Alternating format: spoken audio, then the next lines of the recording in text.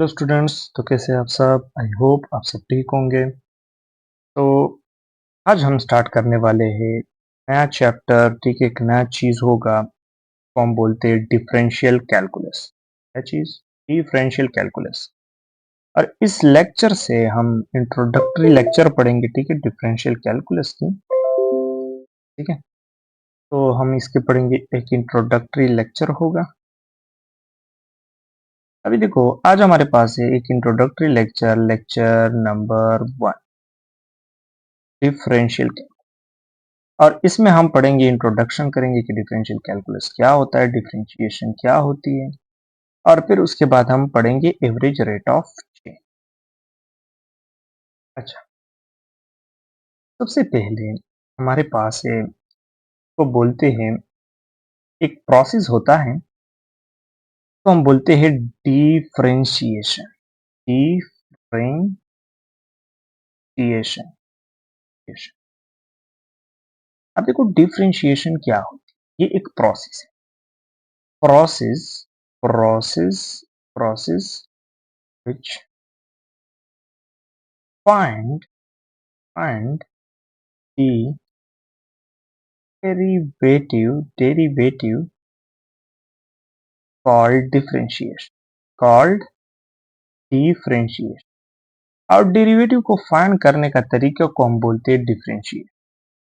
और इसका डिफरेंशिएशन का जो इनवर्स प्रोसेस होता है, इनवर्स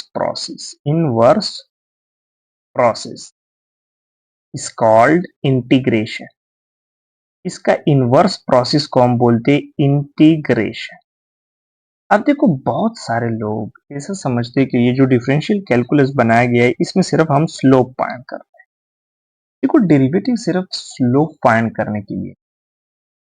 अब यहाँ पे हम डेरिवेटिव का पूरा कॉन्सेप्ट पढ़ेंगे कि डेरिवेटिव्स होते क्या है। बस सिर्फ आप यहाँ पे यहाँ तक अब ये जान लीजिएगा कि हम जब डेरिवेटिव फाइंड करते हैं उसको हम बोलते हैं डिफरेंशिएशन, और इसका इनवर्स प्रोसेस होता है इंटीग्रेशन। इंटीग्रेशन तो हम इंटीग्रल कैलकुलस में डिस्कस करेंगे। और यहाँ पे आपको बहुत ज्यादा देखने को मिलेगा कि डेरिवेटिव हम निकालेंगे और बहुत बहुत ज्यादा प्रॉब्लम सॉल्व करेंगे। ठीक है, और इसके एप्लीकेशंस जो होते हैं, एप्लीकेशन वो होते हैं फिजिक्स। अब देखो, फिजिक्स में अगर आप कहें कि हमारे पास क्या है, एक मतलब डिस्प्लेसमेंट। तो अगर आप लेते हैं derivative of a displacement respect to time, तो ये क्या होता है? वेलोसिटी।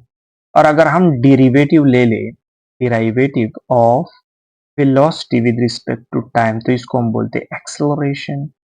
और अगर आप डेरिवेटिव ले लें एक्सेलरेशन का विद रिस्पेक्ट टू टाइम, तो इसको हम बोलते हैं जर्क। क्या बोलते हैं? जर्क। तो इस तरीके से ये सिलसिला चलता है, ये डेरिवेटिव का कॉन्सेप्ट। अब देखो, फिर हम हाइयर ऑर्डर डेरिवेटिव्स भी पढ़ते हैं। ठीक है, जैसा कि डबल डेरिवेटिव है, ट्रिपल डेरिवेटिव है, four derivative, fifth derivative, six, वो आएगा डिफरेंशियल कैलकुलस। अभी हमने, ये फर्स्ट लेक्चर है। ठीक है, जैसा कि अगर मैं ले लूं एक्सेलरेशन को, लिखो डिस्प्लेसमेंट की फॉर्म में, तो डिस्प्लेसमेंट का double derivative respect to time, double derivative. अब डबल डेरिवेटिव ये किस तरीके से आया है? देखो, एक बार डेरिवेटिव लेने से ये वेलोसिटी बन जाता है, फिर दूसरी बार डेरिवेटिव लेने से ये एक्सेलरेशन बन जाता है। ठीक है, तो इस तरीके से ये सिलसिला चलता है।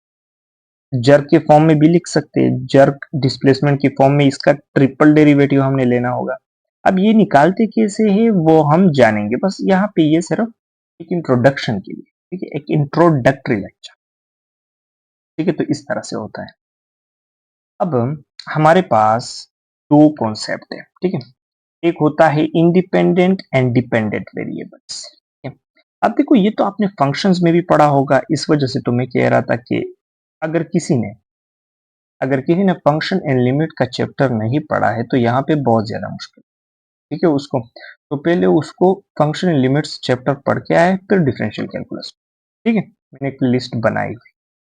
अच्छा, अभी देखो, अभी हमारे पास इंडिपेंडेंट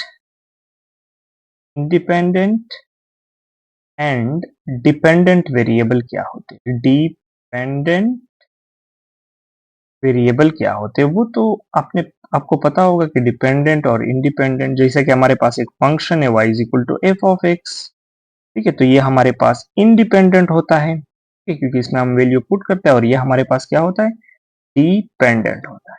क्या होता है, डिपेंडेंट, ठीक है, तो ये दो तरह के वेरिएबल्स होते हैं, डिपेंडेंट और इंडिपेंडेंट। सही है। अच्छा, अब डिराइवेटिव्स में जब आप किसी फंक्शन का डेरिवेटिव लेते हो, जैसा कि y का मैं ले रहा हूं dy, ठीक है, तो derivative of y with respect to x, तो ये हमारे पास डिपेंडेंट वेरिएबल है और ये इंडिपेंडेंट वेरिएबल है, ठीक है। इसको हम देखेंगे कि ये क्या चीज है, d क्या है, ये क्या है, इसको हम देखने वाले। लेकिन अभी जो इसमें है सिर्फ इंट्रोडक्टरी लेक्चर है, और इसमें हम एक रेट ऑफ चेंज का कॉन्सेप्ट पढ़ेंगे, ठीक है। अच्छा, अभी देखो डेरिवेटिव को तो हम नेक्स्ट लेक्चर से स्टार्ट करेंगे। आज के लेक्चर में बस हमारे पास एक और टॉपिक है जिसका नाम है average rate of change. Average rate of change, ठीक है। अब देखो एवरेज रेट ऑफ चेंज को अगर आपने समझ लिया सही तरीके से, तो बाकी डेरिवेटिव को समझना आसान हो जाए, ठीक है। इसके लिए हम एक ग्राफ स्केच करते हैं आपको समझाने के लिए, ठीक है। ग्राफ स्केच करते हैं आपको समझाने का मकसद है सिर्फ। तो कॉपी करते हैं और यहाँ पे लाके,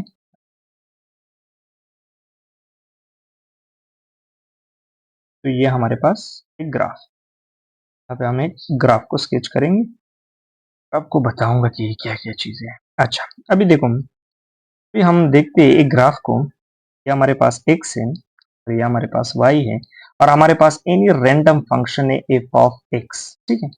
और यहाँ पे हम एनी ग्राफ को ड्रॉ करते हैं, जैसा कि मैंने ये ग्राफ इस फंक्शन का f ऑफ x का ड्रॉ कर, ठीक है।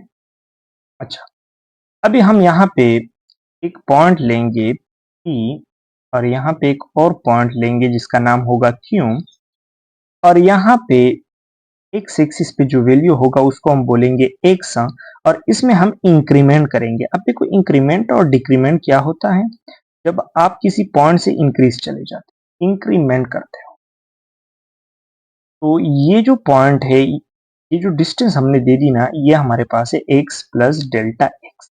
अब डेल्टा एक्स क्या है, यहां से यहां तक डिस्टेंस है, ठीक है, हमने इसको डेल्टा एक्स, ये डेल्टा एक्स है, और ये पूरा जो है ये एक्स प्लस डेल्टा एक्स, ठीक है। इसमें हमने इंक्रीमेंट कर दिया। अब इंक्रीमेंट वो होता है इस पॉइंट से हमने इंक्रीज कर दिया, इंक्रीमेंट। अब ये पॉइंट हमने सेलेक्ट कर दिया, अगर हम इससे डिक्रीज करते हैं, डिक्रीज इस साइड से, तो इसको हम बोलेंगे पहले डिक्रीमेंट, इंक्रीमेंट और डिक्रीमेंट, लेकिन मोस्ट प्रोबेबली इंक्रीमेंट ही चलता है, ठीक है। अब ये देखो, यहाँ पे है हमारे पास y, अगर यहाँ पे x है तो यहाँ पे y है, और यहाँ पे हमारे पास क्या चीज है, y प्लस डेल्टा y, ठीक है, और इस डिस्टेंस को हम कहते हैं डेल्टा y, डिस्टेंस को हम क्या कहते हैं, डेल्टा y। अब देखो, अब इन दोनों पॉइंट्स के बीच ये जो पॉइंट्स है, अब यहाँ पे हम एक लाइन ड्रॉ कर रहे हैं, ये एक लाइन है, और इस लाइन को हम बोलते हैं secant, secant line, secant line. अब सीकेंट लाइन क्या होता है, सीकेंट लाइन वो होता है जो दो पॉइंटों पे टच करता है, तो हम बोलते हैं सीकेंट लाइन, ठीक है। अच्छा, अभी इसको, ये y है ना, इसको हम f ऑफ y भी लिख सकते हैं, f ऑफ x भी लिख सकते हैं, क्योंकि y is equal to f of x, और इसको हम क्या लिख सकते हैं, तो भी लिख सकते हैं ना, तो हम लिख सकते हैं f of x plus delta x, है ना, ऑफ x प्लस एक डेल्टा x। अब देखो, अब एवरेज रेट ऑफ चेंज क्या होता है, अब हमने ग्राफ देख लिया। अब देखो, यहाँ पे हम लिख सकते हैं कि एवरेज जो डिफाइन करते हैं हम, एवरेज बिटवीन टू पॉइंट्स होता है, एवरेज रेट ऑफ चेंज हमेशा बिटवीन टू पॉइंट्स होता है, और एवरेज रेट ऑफ चेंज जो होता है, average of A second line, second line, अगर इस सेकेंड लाइन का हम स्लोप ले लें, क्या ले लें, स्लोप, तो इसको भी हम बोलते हैं, इस called average rate of change, average rate of change. अगर हम इसका स्लोप ले लें, अगर इस सेकंड लाइन का स्लोप किस तरीके से लेंगे, देखो यहाँ पे हम एक ट्राइंगल बनाएंगे, ये हमारे पास बन गया एक राइट एंगल ट्राइंगल 90 डिग्री, और ये यहाँ पे एंगल है, तो इसका टेंजेंट लेंगे, ठीक है। टेंजेंट थीटा इसका लेंगे, तो टेंजेंट थीटा क्या होगा इसका, delta y divided by delta x. अब ये देखो, ये डेल्टा वाई है ना, देखो डेल्टा वाई है और ये डेल्टा एक्स है, ये देखो इसके पैरेलल है ना, ये लाइन इसके पैरेलल है और ये ठीक है, ये इसके पैरेलल है। अच्छा, अभी इसका हम लेंगे तो क्या होगा, अब डेल्टा वाई किसके बराबर है, अब डेल्टा वाई इसके बराबर है, क्योंकि ये हमारे पास है एफ ऑफ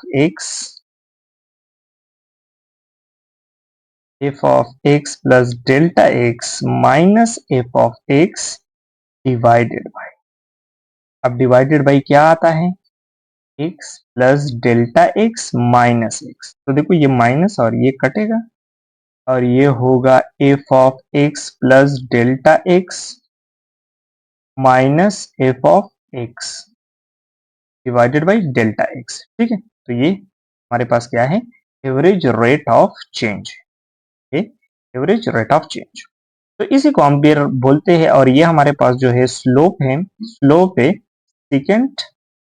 सेकेंड लाइन का, ठीक है। तो ये स्लोप है और इस स्लोप को हम बोलते हैं average rate of change, average rate of change. और इसको फाइंड किस तरीके से करते हैं, इस तरह से, ठीक है। तो delta y delta x, formula ये है f of x plus delta x minus f of x divided by delta x, ठीक है। तो ये हमारे पास क्या है, एवरेज रेट ऑफ चेंज है। तो यहाँ पे था ये एवरेज रेट ऑफ चेंज था, काफी इजी कॉन्सेप्ट था, ठीक है। और डिफरेंशिएशन का भी हमने दे दिया कि किस तरीके से होता है। अच्छा, तो अगले लेक्चर से इंशाल्लाह हम डेरिवेटिव का कॉन्सेप्ट पढ़ेंगे, इंस्टेंटेनियस रेट ऑफ चेंज। तो मिलते हैं अगली वीडियो में, थैंक यू।